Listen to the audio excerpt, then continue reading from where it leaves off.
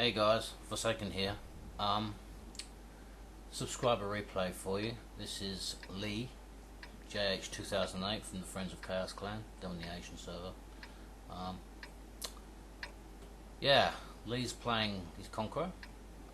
This is a tank that I'm beginning to like quite a lot. I don't have one myself just yet, but the more replay and the more I see of it, I like it. You know, it's got a really quite a bouncy turret. It's not overly armoured or anything, pretty average kind of armour, but it's got some pretty decent gun depression, and Lee's just about to show us, you know, later on in the battle how good that gun depression is.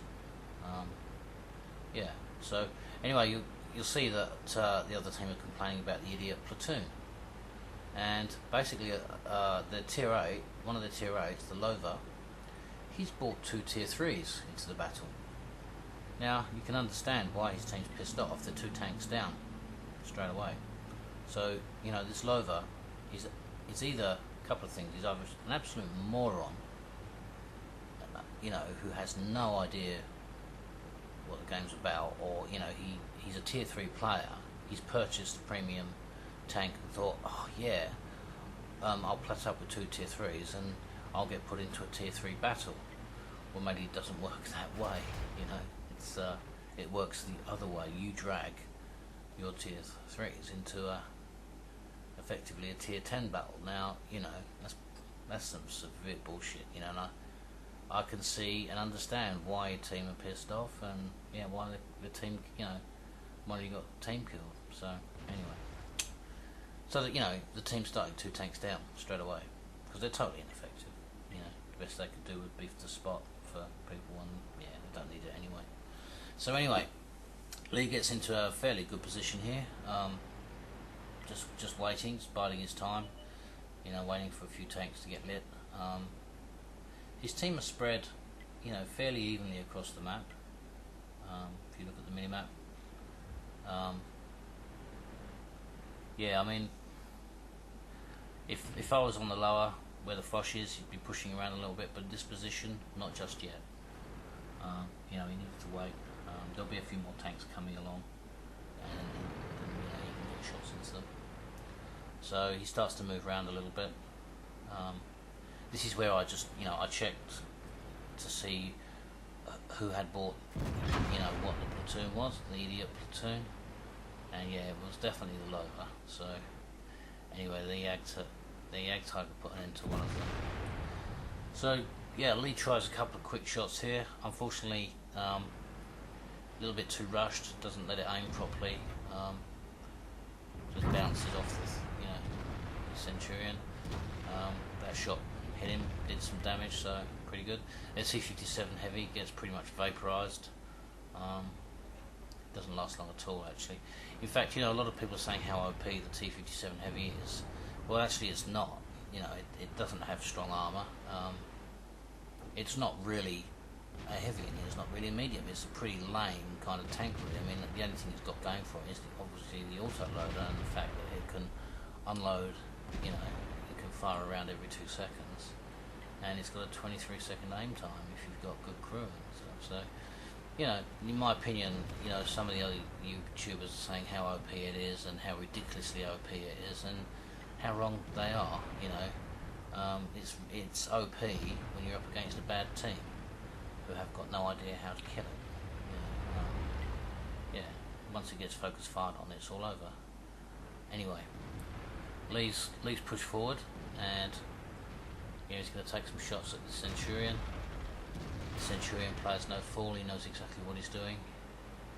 So, you know, the Centurion's got a decent gun, so you've got to be really careful here. So he knows how to angle his armour, and you know, again, you know, Lee's side scraping. There's no point in shooting from the side. It's just going to bounce. You know, his track just ate the shot. So personally, I probably would have put it into the side of his turret, to the right hand side of his mantlet there. He probably would penetrate with standard AP there.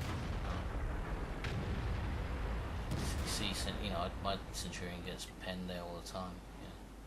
So this is a bit of a rough shot. That should have been a kill shot.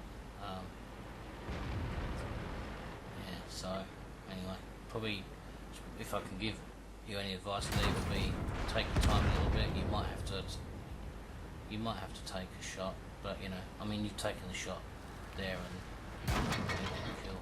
So yeah, take your time in the future and aim at these lower places. Anyway, we've got the Lover over here, and Lee's heading over, and as per usual, there's a little surprise waiting. Whoops, the 263. Now he's got a big gun, you know, and he's got some armor, this guy, and he knows what he's doing. I mean, he's a PvP player, PvP members, you know, to play the tanks. But Lee does a great job here.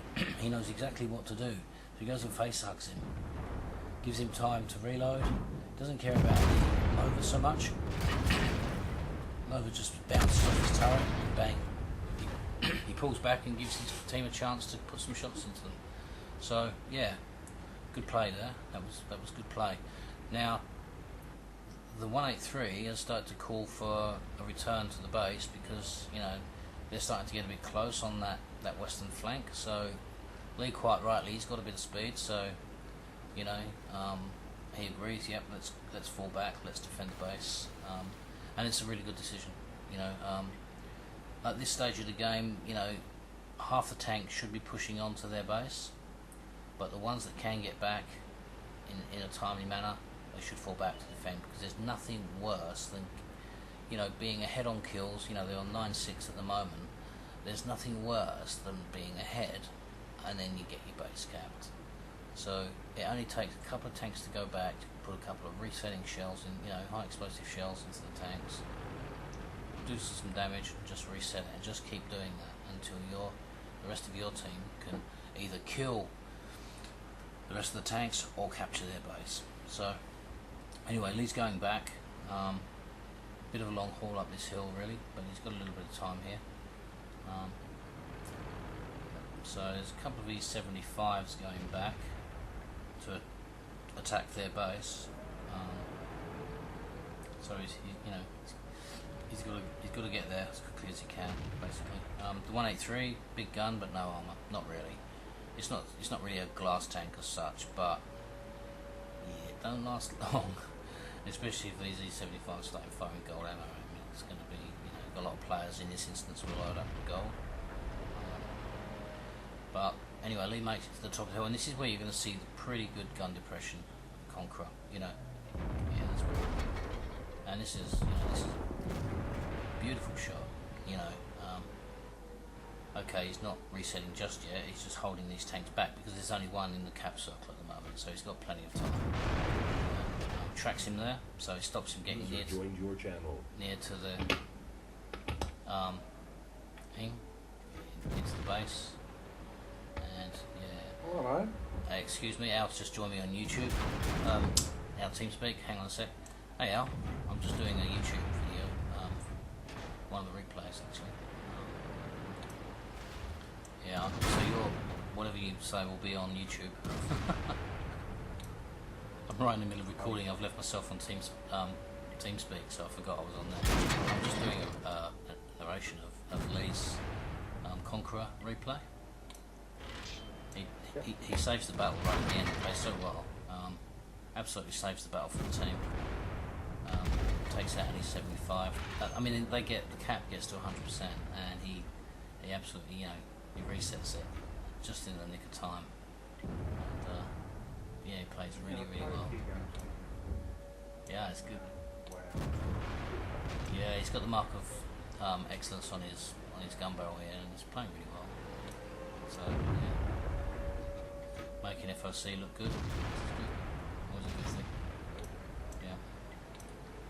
So I'm just gonna finish off the battle. Yeah, the narration. Yeah. So a great win. Well done, Lee. I'll try and keep quiet. Fantastic play, well done. Upholding the FOC name. Keep the replays coming, mate.